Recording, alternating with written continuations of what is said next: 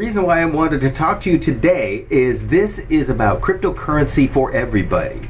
Now, there's kind of a notion out there that cryptocurrency is strictly for the geeks.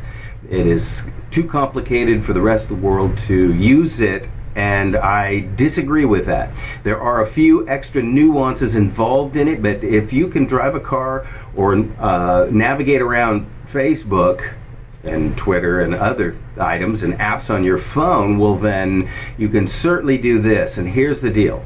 There has been some, things, aftermath of things in the early stages of Bitcoin that have told some people that it's got a dark element to it, and everything has a dark element to it. So we just have to get over that. There's hackers, there's people hijacking your Facebook page and apps that are hijacking. Google is doing stuff, and then bad people circling through and doing things in your Google account, etc. So let's just agree that there's a dark side to every networking technology. Okay, so that being said, I'm going to use the term Bitcoin to start because Bitcoin has sort of turned into a colloquialism for the cryptocurrency world, when in fact it is actually cryptocurrency.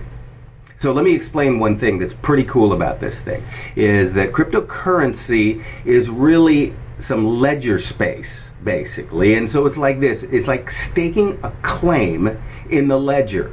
So everybody's in there, and I'm simplifying this. I know there's going to be a bunch of technophytes coming in and say, well, technically you're wrong. That's not who I'm talking to. I'm talking to everybody here. I'm trying to move past all the nuances, the cool lingo. We'll talk about that later, but what I really want to talk about right now is there's this concept of use of cryptocurrency. There's a concept of adopting cryptocurrency, and I'm trying to get the idea across that you can do use first is simply this. Let's just get right down to the bare bones. There are more than Bitcoin. There's Ethereum and Bitcoin Cash and Litecoin and Digibyte, my personal favorite. There's a reason for that, and I'll talk more about that later, but I'm trying to tell you right now that there are hundreds and hundreds of currencies, these cryptocurrencies that you've never seen. A lot of you have never seen all of these, and I prove that by opening my Carbonel.io portal, Carbonel.io, a secure trading portal. And I opened it up and I brought it forward, and she looked at it and said, what is all of this? And I'm saying these are different currencies. They grow or they shrink at different rates depending on their standing basically in the cryptocurrency community. And then I kind of went on and talked about whales, the concept of bump and dump, pump and dump. I mean, and so all these different things that happen in the market, which, hey, look, people, remember the Hunt brothers, the silver market? I mean, you could go on to George Soros. I mean, we could go on and on and on about all the different whales or the different currency manipulating individuals. My point is, once you get through the process of understanding the concept of a wallet and this sort of a concept of a send only, money is technically there's a lot more going on, but just on the surface, it's a send only. There's nobody going in and withdrawing money from your account. Not without unless there's an organic problem, like you gave out your password or somebody figured out your password and created a wallet and was able to import your database, whatever. And that's sometimes why we have physical devices that we take and unplug and put in the safe or whatever. Maybe we write everything on a piece of paper, which is doable. But my point I'm trying to make here is the use of cryptocurrency creates and validates and ratifies cryptocurrency at large. So if you're looking at, let's just do it this way. If you were to get a Coinbase account, now I'm not in bed with Coinbase, I'm not doing the $10 thing, but Coinbase is the way you get regular money, national currency, into the cryptocurrency. It's the most popular. It's also the most expensive, but that's another story. Once you have achieved acquiring, it doesn't matter, Bitcoin, Litecoin, Bitcoin Cash, any of those, once you've moved your money from one sort of standard, public standard, into this new private standard, suddenly your door is wide open. That's when it all begins. And there's a whole world you're missing out on, and that is to where you may go through trading portals such as mine, Carbonel.io, and actually start pushing money. I'm going to call it money. I'm sorry, people don't like to do that, but I'm push money to different currencies. Push it around, move it around. You know, if you want to play the market and do the day trade, look at charts and do some planning, I'm telling you, it's cool. And you know, this is the early stages. I'm not giving financial advice. Not financial advice, please. I'm telling you how I feel, and you play the market. I don't even like to use that term. You move assets around from blockchain to blockchain, or from currency to currency, and you can ride the waves. You can ride the waves. Do a little homework, do a little studying, find out about the humble beginnings of this currency, and that creates the platform for which you may trade. But let's talk about use, because use can create a new foundation. And I'm not talking about adoption. I'm not talking about adopting it as creating a whole town or a whole city or a whole country or whatever, and saying adopt it because there are people like you who offer up a little resistance on getting in on it or buying it or holding it, however you like to say it. And I'm grinning because there's a word that's been used in the industry constantly, and it's hold, misspelled, HODL. We love it. It sounds funny, it sounds cool, and it's groovy. So my point is getting, $10. You know, that's the beauty of this thing. It doesn't have like all these, it doesn't have these rash minimums, like banks or other investment deals. You can get in pretty darn low. I mean, there are some minimums in there, but some of these portals have minimum trade. Even ours does. Ours has some minimum trade deals and maximum too. We're not going to take on big, huge millions of dollars passing through. I would love it. Believe me, I would love if you passed millions of dollars worth the cryptocurrency through. And so I'm going to do this. I have decided, since this is unscripted, I'm going to just go ahead on. And speaking of wallet, this here is my wallet. This is my fiat currency American money wallet. It's a leather funny thing, and I've got things tucked in there. And those things are these. So I got 2 questions to ask you. I'm going to ask them in rapid fire. 2. That's only 2. How much is this dollar bill worth? That's the first question. The second question is, how much is this worth? And the reason I'm asking you that is the naysayers who say, you guys are just you're buying into something that doesn't actually exist. When I say stake your claim in the ledger, I actually mean it. But I'm telling you this. Let's answer the question. How much is this dollar bill worth? It costs approximately 3 cents to actually manufacture and cut and print this on a piece of linen. It's about 3 cents. That's how much this dollar bill is worth. The second question is, how much is it worth? Since we're fiat currency now, the amount of money this is worth is what you say it's worth. This is only a 3-cent piece of paper, so why in the heck would staking a claim in a digital ledger be any different? The difference is, this is being controlled by the Treasury and the Fed. Cryptocurrency is being controlled like simple, basic, everyday people just like you and I. Okay, so now we've kind of got a picture of what cryptocurrency is.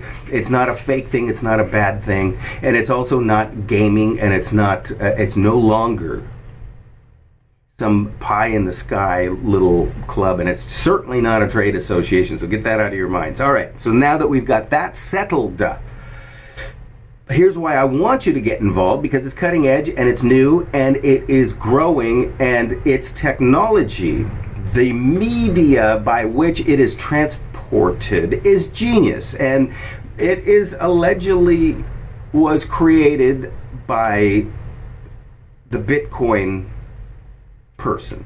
The Satoshi person apparently created this person, this mysterious gentleman has created the blockchain technology. It's a very cool thing about it. Is he okay? Kind of a look back as your assets are being transferred, they're being verified back down the line and asked to move to the next chain in a block of chains, a chain together blocks. All right, so where am I going with this? Is the fact that when you transfer assets, it's broken up in a million pieces and transferred from workstation to workstation in a distributed process. So it's pretty much immutable. It's pretty much unhackable, because as soon as somebody makes a disturbance within that asset transfer, it no longer reconciles. And I'll tell you, I have intentionally made intentional mistakes to see how I could, to see with $5 and $10 to see what would happen. See if I could, and a doggone if it does not bounce right back into your wallet. No reason code. You have to actually go and query what happened if you want to know, but it comes back. Now, so anyway, I'm not going to talk about Bitcoin Cash and Bitcoin, how you can accidentally cross-chain and all of that stuff. I'm not going to get too technical, but here's, when I talk about use, I want you to pick a coin in the series of coins. Make sure they've got these big hotshot ICO deals with the Lamborghinis and the aviator sunglasses folks. This is why I love Digibyte, and I'll talk a little bit about that quickly, but you pick a coin. I don't know, Clam is kind of shiny. Actually, Ethereum and well, the Digibyte is the cool one. It just looks cool. You have to admit it. Everybody admits it. But you pick it. You download the image. You go down to the printer and print it in beautiful color. And you put it in your store window, or you put it on your website, and you say, this currency is accepted here. Hey, if you don't want loyalty to the currency, you can just say cryptocurrency accepted here. You can do that. So then you put this beautiful sign up, and it causes you to be the grooviest business in your neighborhood, in your business community. You're now officially the grooviest. And so you will say, well, what happens if somebody actually does come in and say, hey, I've got Bitcoin? And you go, oh no, ours is a Digibyte. Our whole system is Digibyte. I downloaded the free wallet. It's on my point of sale terminal.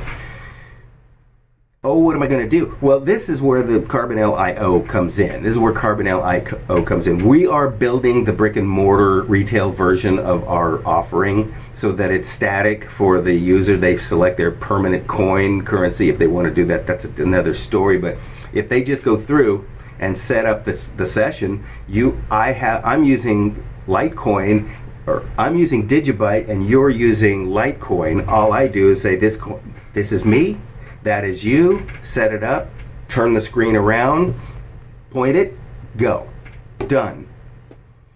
The patron can leave, because once it validates that the wallets are both valid and the process begins, you will see a green circle on our portal, means it's a done deal whether they're standing there or not. So